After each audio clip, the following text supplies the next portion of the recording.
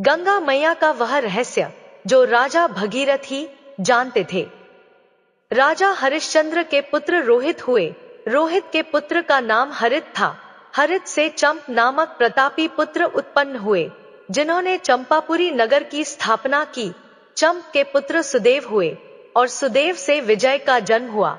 विजय के पुत्र भरुक हुए, भरुक से वृक और वृक के पुत्र बाउक कहलाए।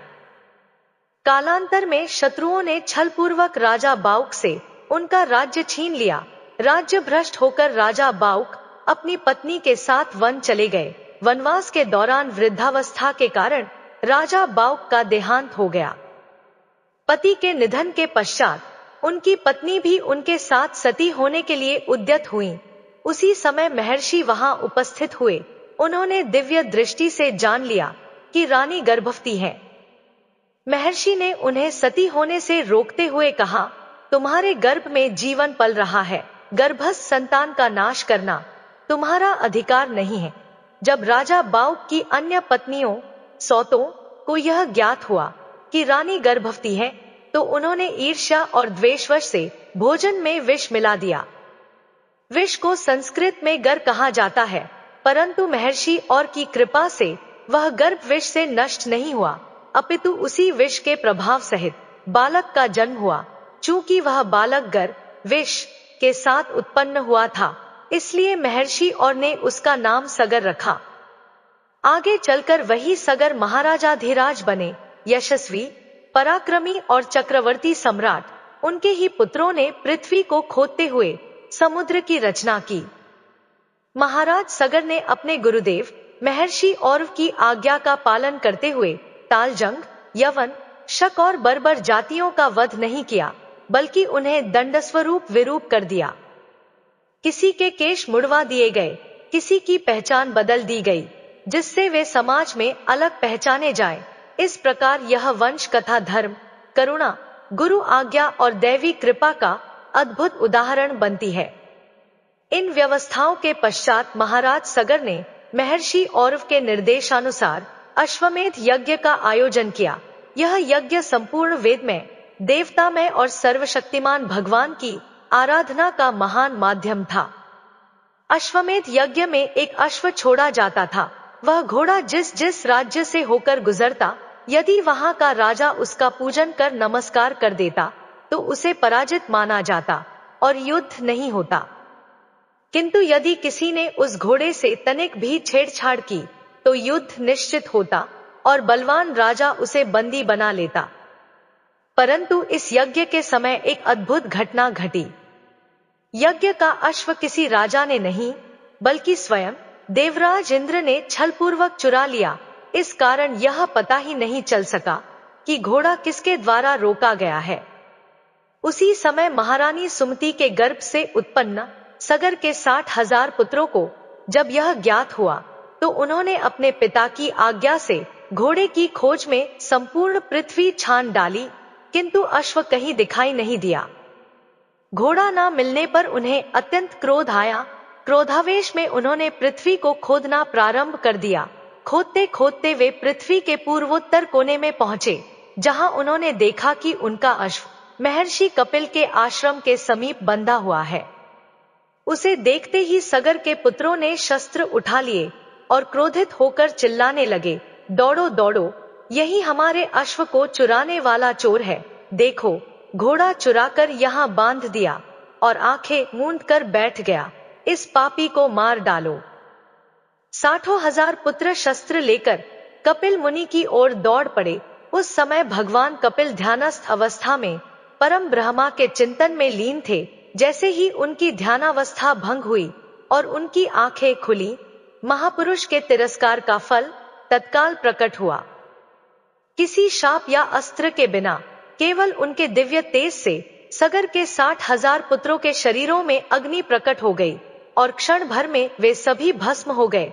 यह महापुरुषों के अपमान का परिणाम था, क्योंकि भगवान कपिल तो गुणातीत है। उनमें क्रोध, शत्रु मित्र या द्वेष का कोई भाव नहीं होता।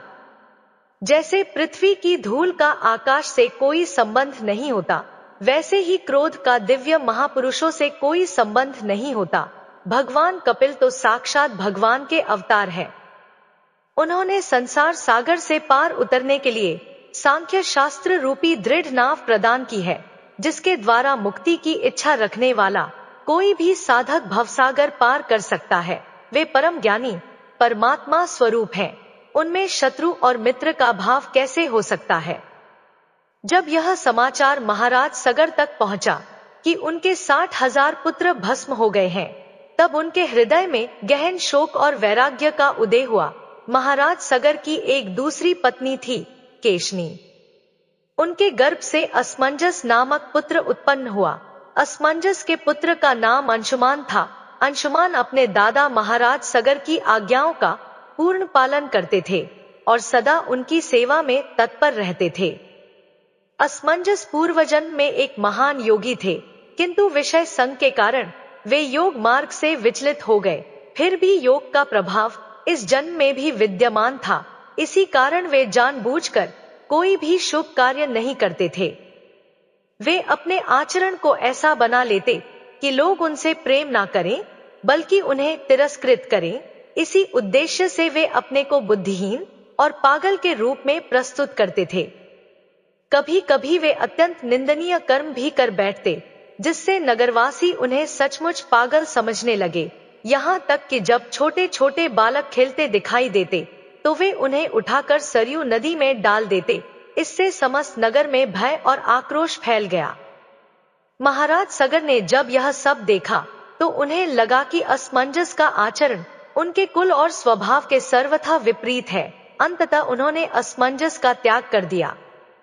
जब असमंजस को यह ज्ञात हुआ कि उनका परित्याग कर दिया गया है, तब उन्होंने अपनी योग शक्ति से उन सभी बालकों को जीवित कर दिया जिन्हें वे पहले सरयू में डाल चुके थे।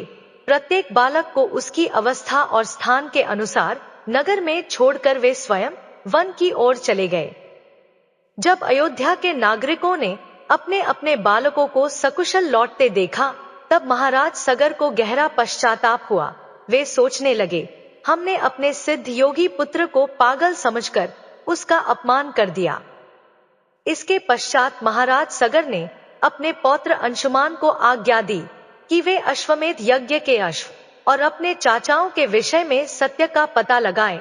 अंशुमान चलते चलते वहां पहुंचे जहां उन्होंने अपने 60,000 चाचाओं की भस्म देखी और समीप ही अश्व को बंधा हुआ पाया। वे तुरंत शस्त्र त्याग कर हाथ जोड़कर भगवान कपिल के चरणों में पहुंचे। अत्यंत एकाग्र चित्त से उन्होंने कपिल भगवान की स्तुति की। अंशुमान ने कहा, हे कपिल भगवान, आप अजन्मा हैं, ब्रह्मा जी से भी परे हैं। आपको इंद्रियों से प्रत्यक्ष नहीं देखा जा सकता। समाधि के माध्यम से ही आपका अनुभव होता है, किंतु रजोगुण से आच्छादित लोग आपको समझ नहीं पाए और इसी अज्ञानवश उन्होंने अपराध किया। अपने ही अपराध के फलस्वरूप वे भस्म हो गए। उन्होंने आगे कहा, यह संसार गुणों के अधीन है। देहधारी प्राणी सतोगुण, रजोगुण और तमोगुण, इन तीनों गुणों में विचरण करते रहते हैं। जब तक जीव इन गुणों से ऊपर नहीं उठता, तब तक सत्य का बोध संभव नहीं होता। सनंदन आदि महर्षियों ने आत्मस्वरूप का अनुभव करके माया के गुणों से उत्पन्न भेद को नष्ट कर दिया और अपने अंतःकरण में ही आपका साक्षात्कार कर लिया। किंतु मैं तो एक मूढ़ पुरुष हूँ, मैं आपका चिंतन कैसे करूं? माया, उसके गुण और गुणों से उत्पन्न कर्मों के संस्कार, स्थूल, सूक्ष्म और कारण, इनमें से कोई भी आप में नहीं है। आपका ना तो कोई नाम है, ना रूप, आप ना कार्य है और ना ही कारण। आप तो सनातन शुद्ध आत्मस्वरूप है। ज्ञान का उपदेश देने के लिए ही आपने कपिल रूप धारण किया है। ऐसे परमात्मा को मैं बार बार नमस्कार करता हूँ। अंशुमान की यह स्तुति सुनकर भगवान कपिल देव ने कृपा पूर्वक कहा, वत्स, इस अश्व से हमारा कोई संबंध नहीं है। ना जाने किसने तुम्हारे पिता के यज्ञ का अश्व चुराकर यहाँ आश्रम में बांध दिया। तुम्हारे चाचाओं ने अज्ञानवश हमें चोर समझ लिया और हम पर प्रहार करने के लिए दौड़े। महापुरुषों के तिरस्कार का यही फल होता है। वे अपने ही कर्म से भस्म हो गए। तब अंशुमान ने अत्यंत नम्रता से प्रश्न किया, हे प्रभु, मेरे जो पुरखे भस्म हो गए हैं, उनका उद्धार कैसे होगा? भगवान कपिल ने कहा, गंगाजल से यदि माता गंगा कृपा करके भूतल पर अवतरित हों और तुम्हारे पुरखों की भस्म को स्पर्श करें तो उनका परम कल्याण हो जाएगा। इसके पश्चात अंशुमान ने अश्वमेध यज्ञ के अश्व को लेकर लौटकर ब्राह्मणों द्वारा विधिपूर्वक यज्ञ को पूर्ण कराया। महर्षि और के बताए मार्ग पर चलकर महाराज सगर ने भी परम पद को प्राप्त किया। अपने पूर्वजों के उद्धार हेतु अंशुमान ने माता गंगा को भूतल पर लाने के लिए घोर तपस्या की, किंतु जीवन रहते उन्हें इस तप में सफलता प्राप्त ना हो सकी। गंगा अवतरण से पूर्व ही उनका शरीर छूट गया। अंशुमान के पुत्र दिलीप हुए। महाराज दिलीप ने भी अपने पितरों के उद्धार के लिए कठोर तपस्या की और गंगा को पृथ्वी पर लाने का प्रयास किया, परंतु वे भी इस कार्य में सफल ना हो सके और अंततः उनका भी देहांत हो गया। इस प्रकार गंगा अवतरण का महान कार्य अभी अधूरा ही रहा, जिसे आगे चलकर उनके वंश में जन्मे एक महान तपस्वी पूर्ण करने वाले थे। महाराज दिलीप के पुत्र भगीरथ हुए। बाल्यकाल से ही उनके जीवन का एकमात्र लक्ष्य था माता गंगा को प्रसन्न करके उन्हें भूतल पर लाना और अपने पितरों का उद्धार करना। यह साधारण कार्य नहीं था, इसके लिए 3 पीढ़ियों की तपस्या लगी। अंततः भगीरथ की कठोर साधना से माता गंगा प्रसन्न हुई। प्रसन्न होकर माता गंगा ने उन्हें दर्शन दिए और कहा, वत्स, मैं तुम्हें वर देने आई हूँ, जो चाहो मांग लो।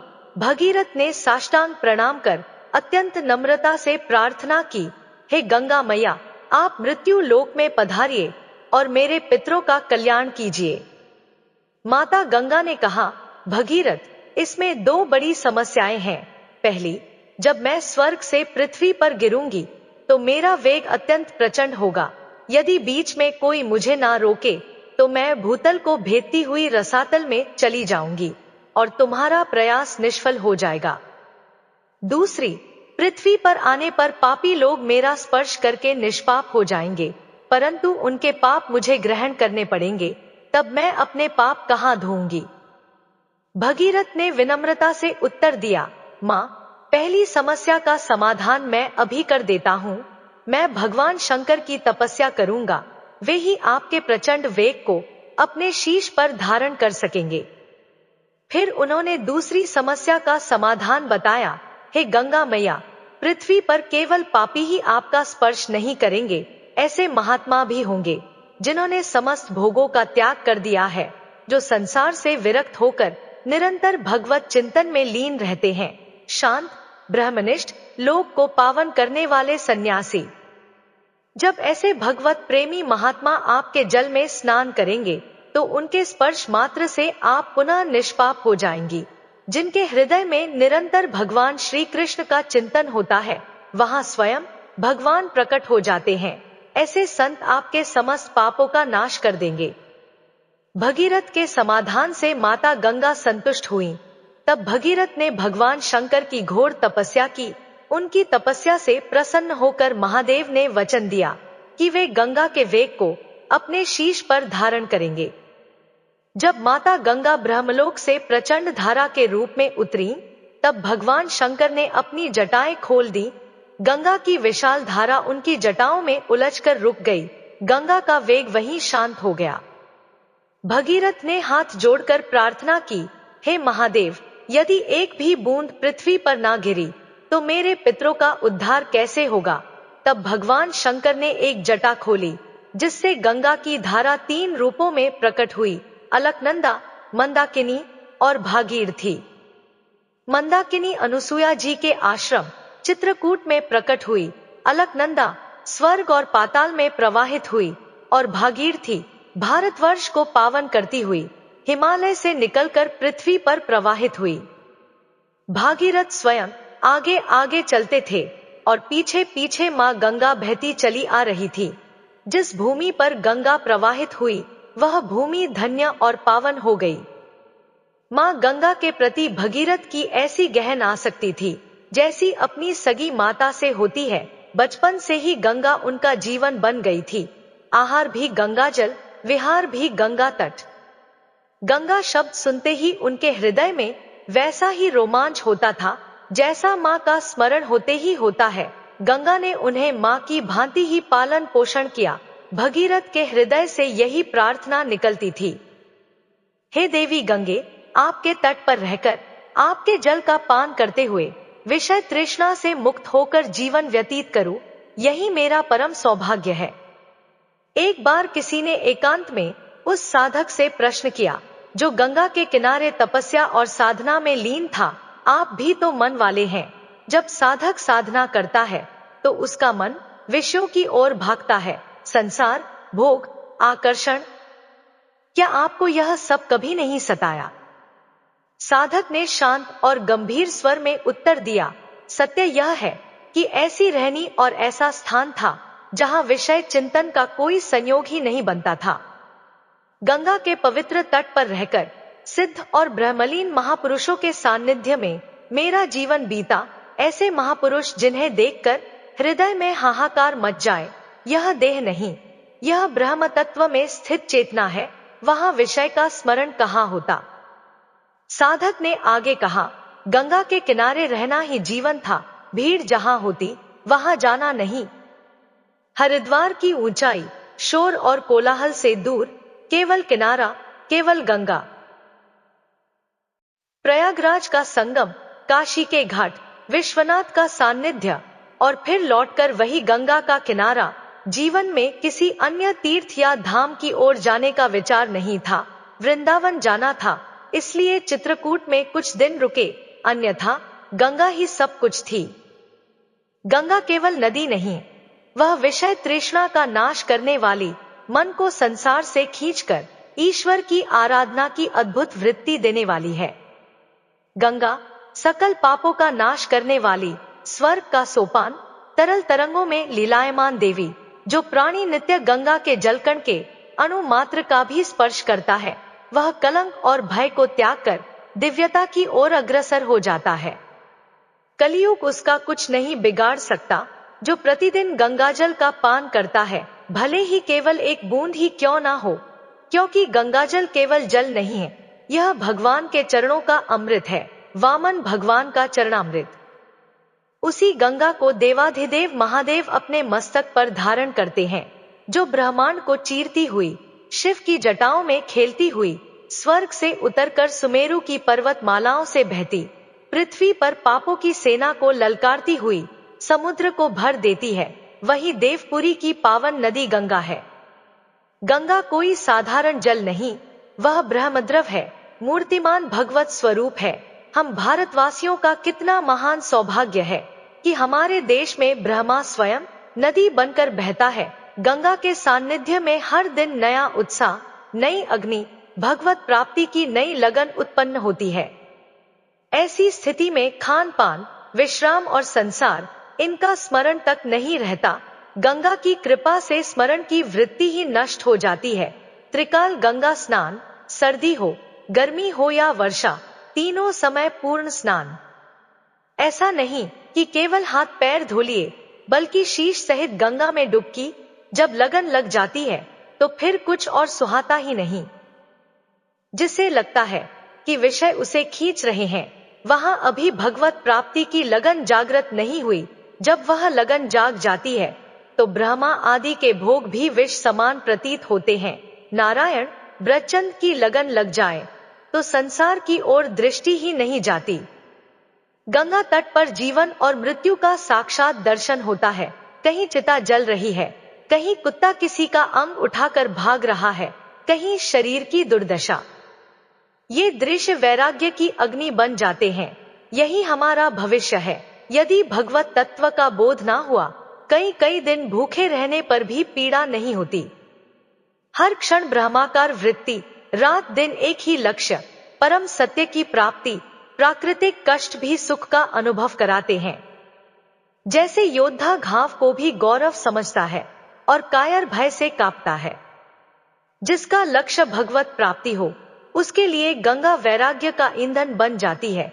थोड़ा सा वैराग्य हो तो उसे बढ़ाकर अवधूत बना देती है। गंगा की महिमा अपार है और यमुना की भी। दोनों वैराग्य से अनुराग में और अनुराग से प्रेम में डुबो देती है। यही गंगा है, माँ भी, मार्ग भी और मोक्ष का द्वार भी। मित्रों, गंगा जी स्वर्ग से इतनी प्रचंड वेग से बह रही थी कि भगीरथ को पता था, यदि उनका वह वेग बिना रोके पृथ्वी पर आता तो सारा प्रयास व्यर्थ हो जाता। यही रहस्य भगीरथ ही जानते थे कि किस देवता की सहायता से उन्हें नियंत्रित किया जाए, ताकि गंगा माता अपने पावन जल से पापियों का उद्धार कर सकें और धरती पर स्थिर होकर जीवन में पुण्य और मोक्ष का मार्ग प्रदर्शित करें। मित्रों, यह पावन कथा आपको कैसी लगी? कमेंट करके अवश्य बताइए। यदि कथा ने आपके हृदय को छुआ हो तो वीडियो को लाइक करें, अपने मित्रों और परिवार के साथ शेयर करें और ऐसी ही धर्म, भक्ति और ज्ञानवर्धक कथाओं के लिए हमारे चैनल को सब्सक्राइब जरूर करें। आपका सहयोग ही हमारी प्रेरणा है। धन्यवाद। जय माता गंगा।